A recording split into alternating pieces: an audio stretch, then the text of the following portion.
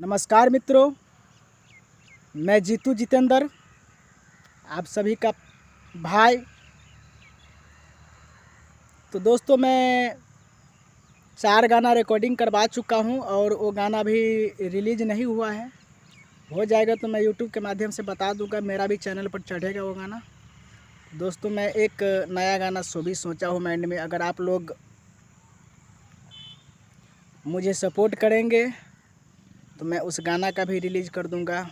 ज़्यादा समय नहीं लेंगे, इस गाना को सुनाएंगे हम। शादी का मैटर है ये भी कि खिया दही न रे छौड़ा, खिया दही न, आ दुल्हा बहिन के पानी पिया दही न। तो दुल्हा तरफ से बोलेगा कि खिया दही न रे छौड़ा, खिया दही न, आ दुल्हन बहिन के पानी पिया दही न, कि दुल्हन बहिन के पानी पिया दही न।